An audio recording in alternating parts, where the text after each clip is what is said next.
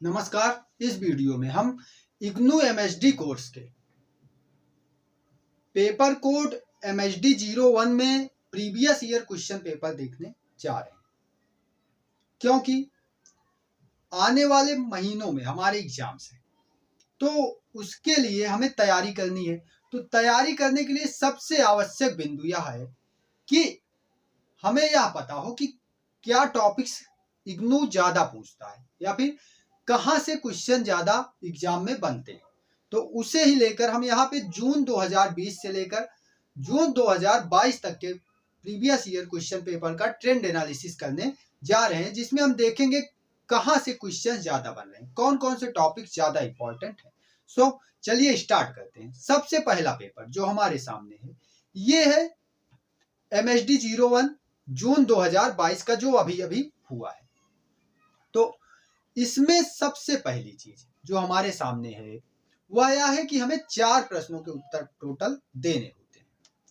हमारे सामने 7 या 8 प्रश्न होते हैं, जिसमें से हमें अपने को 4 प्रश्नों के उत्तर देने होते हैं। और उसमें भी पहला प्रश्न जो कि प्रथम प्रश्न होता है वो अनिवार्य होता है, यह तो आप सभी लोगों को पता ही होगा। और बाकी में से किन्हीं 3 का हमें करना होता है। तो हमारे पास 7 है, 7 में से पहला अनिवार्य है जिसमें 4 खंड होते हैं। जैसे कि व्याख्या खंड होता है तो इसमें व्याख्या दी गई होती है, पद्यांश दिए गए होते हैं जिनकी व्याख्या हमें करनी रहती है। तो इसमें दिया है हमें का, खा, गा, घा करके 4 खंड दिए गए हैं। और इसके बाद व्याख्या खंड को भी छोड़ के चल रहे हैं, वीडियो के लास्ट में इस पर चर्चा करेंगे। अभी हम देखते हैं जो क्वेश्चंस आ रहे हैं उसको। जैसे पहला व्याख्या खंड को छोड़ दें तो दूसरा प्रश्न इसमें हमारा जो है वो है विद्यापति के युग का विवेचन कीजिए। यानी कि ये विद्यापति की पदावली एवं विद्यापति जो कि एमएसडी 1 में हमारा दूसरा चैप्टर है, वहां से ये प्रश्न बन रहा है। इसके बाद जो हमारा अगला प्रश्न है यहाँ पे वह है कबीर के दर्शन पर प्रकाश डालिए। अगला 4th क्वेश्चन है हमारा तुलसी की राम राज्य की परिकल्पना का विवेचन कीजिए। तो यहाँ पे हम देख रहे हैं कि विद्यापति, कबीर, तुलसी, यानी कि सीक्वेंस में पूछ रहा है। उसके बाद मीरा की कविता का महत्व स्पष्ट कीजिए। रीति काव्य परंपरा में घनानंद का स्थान क्या है, विचार कीजिए। यानी कि घनानंद का रीति काव्य में स्थान निर्धारण करना है। उसके बाद अगला और आखिरी प्रश्न है जून 2022 का, वह है पद्माकर के श्रृंगार वर्णन का मूल्यांकन कीजिए। तो इस प्रकार ये रहा जून 2022 का पेपर, जिसमें विद्यापति से पूछा है, कबीर से पूछा है, तुलसी से पूछा है और मीराबाई से पूछा है। उसके बाद रीति काव्य परंपरा में घनानंद को पूछ लिया है और पद्माकर के बारे में पूछ लिया है। तो ये चीजें हैं। अभी और देखते हैं, ये तो रहा जून 2022 का। इसके बाद हम लोग चल रहे हैं जून 2020 में। तो जून 2020 का जो मेरे पास क्वेश्चन पेपर है वो यह है कि देखिए इसमें भी वही सेम चीज है। सबसे पहले हमें क्या करना है कि यहाँ पे सबसे पहली चीज जो है हमें व्याख्या करनी है, जिसमें 4 व्याख्या खंड दिए रहेंगे। यानी कि 4 पद्यांश हमारे सामने रहेंगे, उनमें से 2 का आंसर हमें करना रहेगा। तो इसे अभी लीव कर रहे हैं, वीडियो के लास्ट में देखेंगे। दूसरे प्रश्न पर आते हैं। तो यहाँ पे जो दूसरा प्रश्न है हमारे सामने ये है पृथ्वीराज रासो की प्रामाणिकता पर विचार कीजिए। तो यहाँ हम देखते हैं कि पृथ्वीराज रासो की प्रामाणिकता, यानी कि जो फर्स्ट चैप्टर है पृथ्वीराज रासो, वहां से प्रश्न बना है। उसके बाद अगला सिर्फ देखते रहिए, अभी सारी चीजें क्लियर होने जा रही, क्या क्या आपको करके जाना है। ठीक है, तो बढ़ते हैं आगे। तीसरा, गीत काव्य के रूप में विद्यापति पदावली की विशेषताएं बताइए। यानी कि विद्यापति की पदावली की विशेषताएं पूछा है। इसे मैंने चैनल पे कराया हुआ है, आप देखना चाहेंगे तो मैं लिंक डिस्क्रिप्शन में प्रोवाइड करा दूंगा। आप इस प्रश्न का उत्तर बेहतर तरीके से कर पाएंगे। यानी कि आप वो वीडियो देखने के बाद आप विद्यापति की पदावली से कोई भी प्रश्न आता है तो आप उसको बेहतर तरीके से हल करने में सक्षम होंगे। तो आगे बढ़ते हैं। वर्तमान संदर्भ में कबीर का मूल्यांकन। कबीर का मूल्यांकन करना है वर्तमान संदर्भ में। तो यहाँ पे कैसे करते हैं हम लोग कि जो उनकी पंक्तियां रही हैं उनको कोट करते हुए वर्तमान संदर्भ में उसको परिभाषित करते हुए, डिफाइन करते हुए, उदाहरण देते हुए चले जाते हैं। तो ये रहा। आगे बढ़े तो अगला प्रश्न जो हमारा है यह है जून 2020 वाला कर रहे हैं। तो इसमें जो अगला प्रश्न है हमारा यह है पद्मावत में चित्रित प्रेम के स्वरूप को स्पष्ट कीजिए। पद्मावत में प्रेम का स्वरूप किस प्रकार मलिक मोहम्मद जायसी जी ने चित्रित किया है, इसको हमें अपनी उत्तर पुस्तिका में लिखना रहेगा। आगे बढ़ें तो अगला प्रश्न है हमारे समक्ष कि भक्ति आंदोलन में सूरदास के महत्व को रेखांकित कीजिए। भक्ति आंदोलन में सूरदास का क्या महत्व है, इसको रेखांकित करना है। अगला, मुक्तक परंपरा में बिहारी का स्थान निर्धारण। उसके बाद अगला 8वां प्रश्न है हमारे सामने कि पद्माकर की कविता में चित्रित प्रकृति और लोक जीवन की छवियों को उद्घाटित कीजिए। तो इस प्रकार ये रहा जून 2020 का क्वेश्चन पेपर, जिसमें हम देख रहे हैं पृथ्वीराज रासो से क्वेश्चन बना है, पदावली से भी क्वेश्चन बना है, उसके बाद कबीर से क्वेश्चन बन रहा है, एंड आगे बढ़ते हैं हम लोग तो पद्मावत मलिक मोहम्मद जायसी से भी प्रश्न बन रहा है, और भक्ति आंदोलन में सूरदास के ऊपर प्रश्न बन रहा है। तो हम देख रहे हैं ओवरऑल भक्ति आंदोलन ज्यादा महत्वपूर्ण यहाँ पर बैठ रहा है। अभी देखेंगे कि क्या क्या करना है, ठीक है। तो अभी तो प्रश्न देखते हुए चलते हैं। तो ये रहा, आगे बढ़े अगर तो अब आएंगे दिसंबर 2020 में। तो जो दिसंबर 2020 का प्रश्न है, प्रश्न पत्र है, इसमें भी वही सेम चीज है कि पहला जो है हमारा वो पद्यांश है। पद्यांश में अपने को सिर्फ 2 पद्यांशों की ससंदर्भ व्याख्या करनी होती है, ठीक है। इसको मैं वीडियो के आखिरी में बताऊंगा कि कौन कौन से व्याख्या खंड हैं जो एग्जाम में पूछे जाते हैं। तो आगे बढ़ते हैं प्रश्न की तरफ। तो जो हमारा प्रश्न है वह है रासो काव्य के रूप में पृथ्वीराज रासो की विशेषताएं बताइए। यहाँ पे कि पृथ्वीराज रासो की क्या विशेषताएं हैं रासो काव्य के रूप में, इसका उद्घाटन हमें अपनी उत्तर पुस्तिका में करना रहेगा, अगर ऐसा प्रश्न बनता है तो। उसके बाद आगे बढ़े तो कबीर के दार्शनिक मतों पर विचार कीजिए।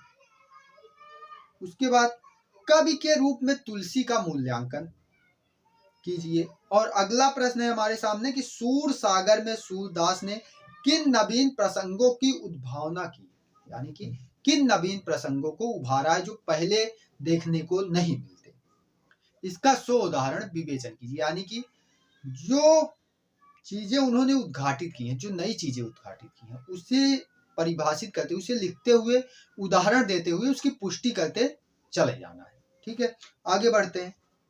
घनानंद की कविता में वर्णित प्रेम की विशेषताएं बताइए, यानी कि घनानंद की कविता में प्रेम का वर्णन किस प्रकार हुआ है, इसे संदर्भित कीजिए, इसे अपनी उत्तर पुस्तिका में लिखिए। ऐसा करके हमें बताना है। आगे बढ़ें तो 7वां प्रश्न है, इसमें कई खंड दिए गए हैं, जैसे निम्नलिखित में से किन्हीं 2 पर टिप्पणी लिखिए, यानी कि यहाँ पे 4 दिए हैं, 4 में से 2 पर अपने को टिप्पणी लिखनी है। तो विद्यापति की भाषा, विद्यापति किस प्रकार की भाषा का प्रयोग करते हैं, इस पर लिखना है। जायसी के पद्मावत में प्रेम किस प्रकार वर्णित है, इसे करना है। पद्माकर का श्रृंगार वर्णन, मीरा का सामंती रूढ़ियों के प्रति विद्रोह, तो इसमें से किन्हीं 2 पर हमें लिखना रहेगा। तो इस प्रकार ये तो रहा दिसंबर 2020 का। अब आते हैं जून 2021 के प्रश्न पत्र को देखते हैं। तो इसमें देखें अगर हम तो वही सेम चीज, पहले व्याख्या खंड है जिसमें 4 व्याख्या खंड पद्यांश दिए हैं, उनमें से 2 का अपने को ससंदर्भ व्याख्या करनी रहेगी।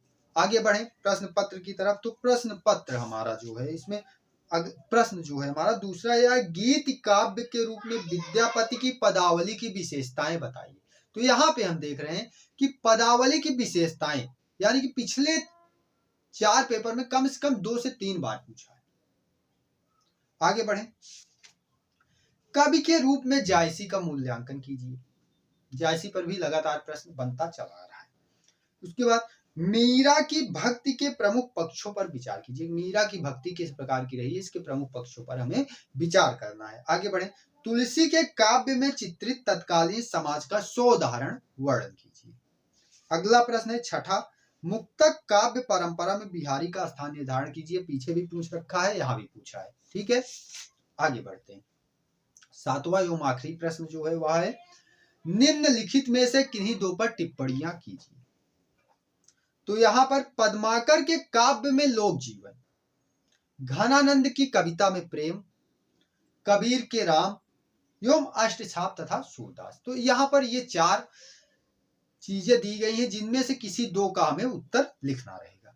तो ये रहा जून 2021 का। अब दिसंबर 2021 का प्रश्न पत्र देखें तो इसमें क्या है, वही सेम चीज है। सबसे पहले व्याख्या, जिसमें 4 दी रहेंगी, 2 करना है। आगे बढ़ते हैं प्रश्न की तरफ। पृथ्वीराज रासो के काव्य रूप का विवेचन कीजिए।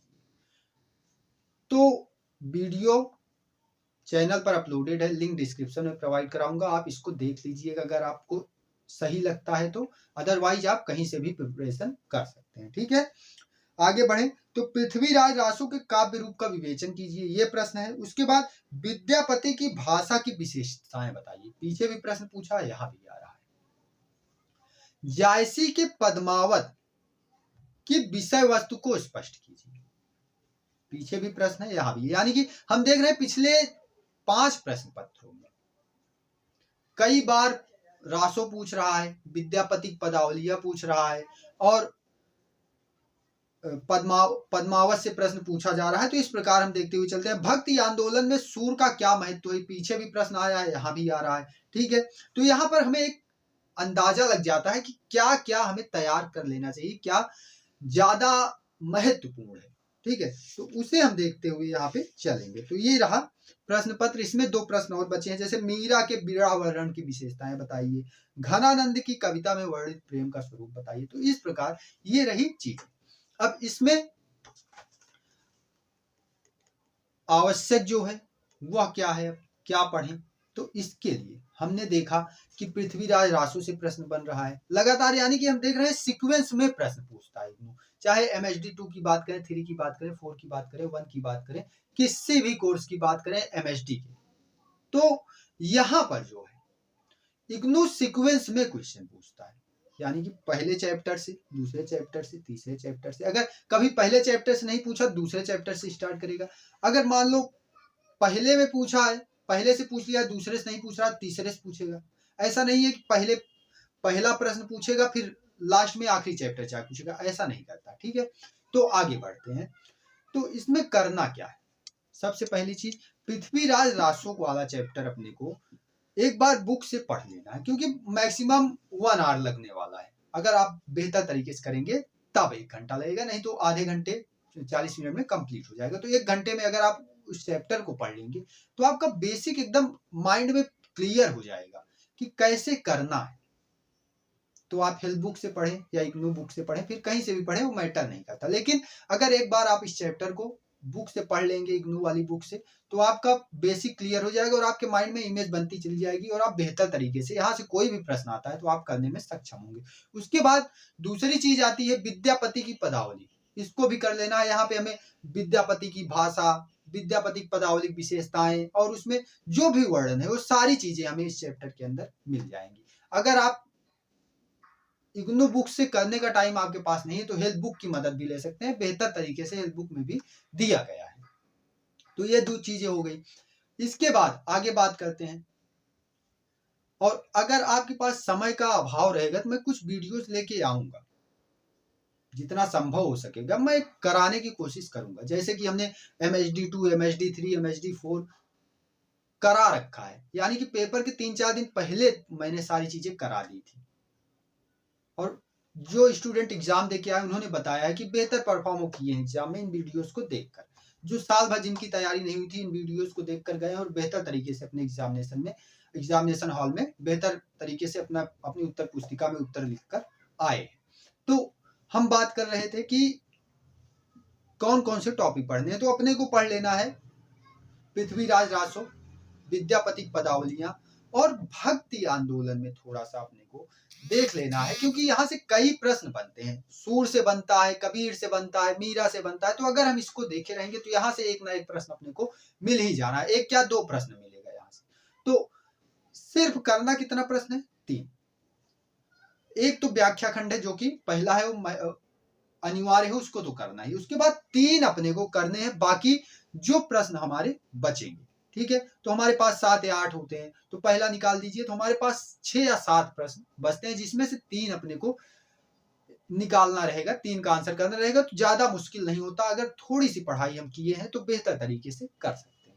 तो यहाँ पर पृथ्वीराज रासो और भक्ति आंदोलन देख लेना, जिसमें कबीर, आ जाएंगे, सूर आ जाएंगे, मीरा आ जाएंगी और उसी में मलिक मोहम्मद जायसी भी आ जाएंगे। तो इस प्रकार ये चीजें मैक्सिमम अगर आप चाहें तो 1 से 1.5 दिन में बेहतर तैयारी कर सकते हैं। फिर भी हमारे पास अभी 1 महीना है, तो आप अभी से टाइम टेबल बना के कायदे से करते चलिए, क्योंकि कई सारे सब्जेक्ट्स होते हैं हमारे सामने, क्योंकि सिर्फ एक पेपर तो देना नहीं है, कई सारे हैं, तो सबको मैनेज करते हुए अपने को चलना है। तो इस तरीके से तैयारी करिए कि सारी चीजें क्लियर रहें। और जैसे कि 7-8 प्रश्न आ रहे हैं तो उसमें से अपने को 5-6 प्रश्न आते रहे कम से कम, और उसमें से हमें चूज करना पड़े कि हाँ कौन सा बेहतर आ रहा है, उसको हम कर सकते हैं। ऐसा ना हो कि हमें 4 करने हैं तो 4 में से अपने को 3 आ रहा है या फिर सिर्फ 4 आ रहा है, ऐसा ना हो। 5-6 प्रश्न आते हैं तो उसमें से हम चूज करें, तो ये बेटर होता है। और अब रही व्याख्या खंड की बात, तो व्याख्या खंड की बात करें तो यहाँ पर व्याख्या कैसे करेंगे हम, कहां से पूछेगा, इसमें सबसे बड़ी प्रॉब्लम होती है स्टूडेंट के साथ कि करना कौन सी कविता से या कौन से कवि का है, ये कैसे जाने। तो इसका सॉल्यूशन भी मैं बताऊंगा अभी। सबसे पहले बात करते हैं कि किस किस चैप्टर से व्याख्या आएगी, किस किस चैप्टर से पद्यांश आएगा जिसकी व्याख्या हमें करनी रहेगी। तो मैं हेल्प बुक्स में देख रहा था, तो उसमें जो है पृथ्वीराज रासो और पदावली, विद्यापति पदावली, इन सब का भी व्याख्या खंड दिया हुआ है। किंतु अभी हमने 5 साल का पेपर एनालिसिस, 5 बार का पेपर एनालिसिस किया, तो इसमें हमने कहीं नहीं देखा कि पृथ्वीराज रासो से प्रश्न बना है, यानी कि पद्यांश पूछा है, या फिर विद्यापति पदावली से पद्यांश पूछा है, नहीं पूछा है। कहाँ से पूछ रहा है, तो इसको इग्नू ने अपनी जो बुक दी है उसमें बता रखा है कि वो प्रश्न कहाँ से पूछेगा, व्याख्या खंड कहाँ कहाँ से आएगा। तो इसके लिए इग्नू ने जो दिया है उसको मैं आपके समक्ष रखता हूँ। जैसे देखिए, कबीर से आएगा, जायसी की पद्मावत से आएगा, तुलसीदास, सूरदास, मीराबाई, बिहारी, घनानंद, पद्माकर, इतने कवि हैं जहां से प्रश्न बनेगा। और इसमें भी व्याख्या पद्यांश नंबर दिया हुआ है कि कौन सा पद्यांश पूछा जा सकता है। तो इसमें अगर हम बात करें पहले कबीर की, तो कबीर की पद संख्या जो है 1, 2, 3, 4, 5, 6, 9, 10, 14, 15, 17, 21, 22, 23, 24, 25। तो अगर आप चाहें तो अपनी इग्नू बुक में इस पे टिक भी कर सकते हैं कौन कौन सा आ रहा है, इसमें से कौन कौन सा आ सकता है, ठीक है। और उसके बाद जब आपको ये चीजें पता चल जाएंगी कौन कौन सा पद्यांश आ सकता है, तो एक बार आप उन सारे पद्यांश को पढ़ डालिए, एक बार पढ़े रहेंगे तो माइंड में क्लियर हो जाएगा, हाँ ये पद्यांश यहाँ का है, एक आइडिया लग जाएगा। तो जैसे हमारे सामने पेपर में आएगा हम तुरंत करने में सक्षम होंगे कि हाँ ये जो है इस पर्टिकुलर कवि का है,